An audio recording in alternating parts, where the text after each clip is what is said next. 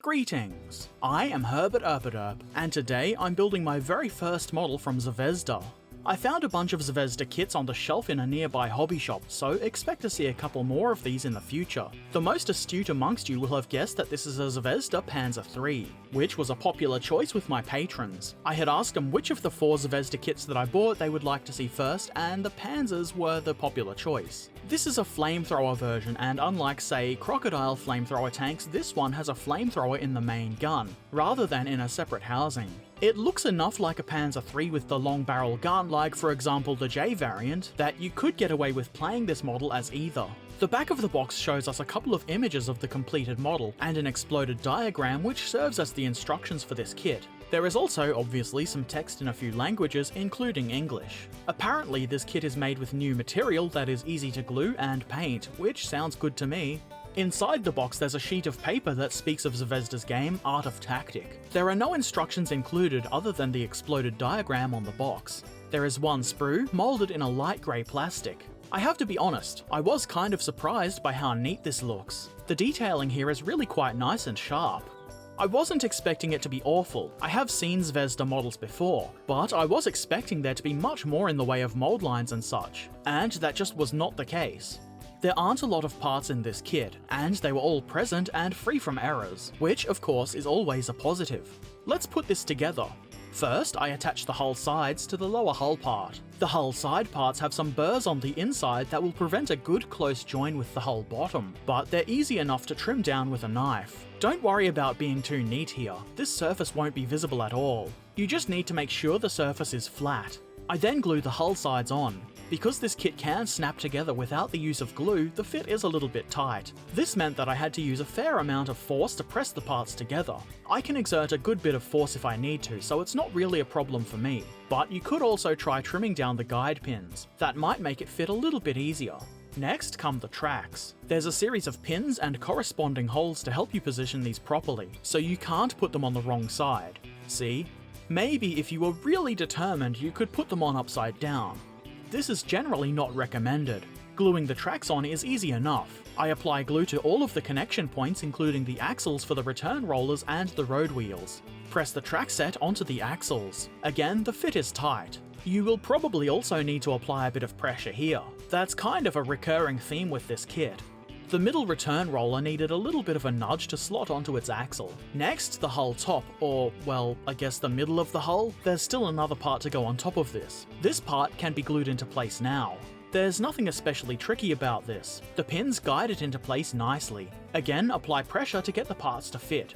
Also, I needed to apply pressure specifically to the front of the hull to make sure the gap there is minimized.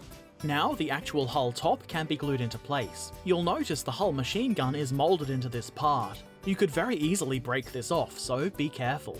To be honest, I am a little bit surprised that this tiny bit of detail is included in the first place. Surprised in a good way, of course.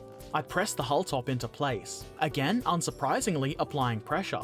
While I was doing that, I was unwittingly pressing down on the tracks and broke the forward road wheels away from their axle. Probably try to avoid doing that. I put some glue in there with the hopes of rebonding the parts, but it should be fine anyway.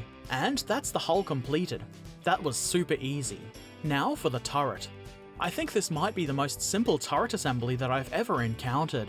All you have to do is glue the commander's cupola and stowage box part onto the turret body and it's done. I didn't drill out the gun barrel like I usually would, because the barrel is too small for me to be able to do this neatly enough. The turret is held in place by a pin on the hull. This is unsurprisingly a tight fit. This is good. The turret will stay in place with friction and won't need any magnets. I did consider magnetizing it anyway, but it seemed a bit too much effort. The Art of Tactic flag goes in here. I don't know anything about the game or the function of this flag, so I'm obviously not leaving it there, but maybe I can find another use for these flags somewhere else. So that's it. I have completed one 15mm or 1/100th scale Panzer III by Zvezda. I was pleasantly surprised by this kit, especially following some comments a patron made suggesting that I build this kit before the other Zvezda kits I got, and that when I got around to building the Plastic Soldier Company Panzer IIIs, I would appreciate them more because of this Zvezda kit. The Plastic Soldier Company Panzer IIIs must be excellent then. This is a very nice model. It is surprisingly neat and crisp, though some of the details are a little bit basic, especially the hull machine gun port and the driver's vision port. That said, it's 15mm scale. Most kits in this scale have a lot of compromises on details, and that's okay. And these are intended as gaming pieces, not super fine high detail display pieces.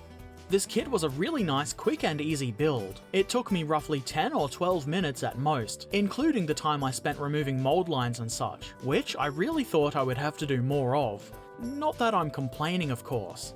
This is the only Panzer III I have in this scale, so I don't have anything to compare this tank with. But I do plan to rectify that problem with the purchase of some plastic Soldier Company Panzer IIIs at some point. And I believe that Battlefront also have a plastic Panzer III coming for Flames of War. I'm quite excited to eventually get my hands on that. When I do, I will certainly compare it with this kit. This is probably the shortest kit building video I've done for quite a while, even with all of the rambling I've done at the end of the video here. Anyway, I hope it has been helpful or interesting for you. If you liked it, click the thumbs up button. If not, thumbs down. Let me know what you think of this Panzer III kit, or Zvezda's kits in general, in the comments section below.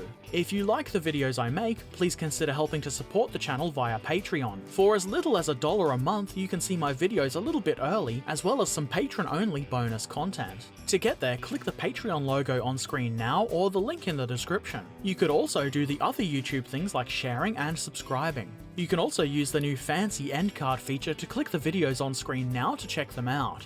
I shall return soon, so until then, happy modelling and thanks for watching. Farewell.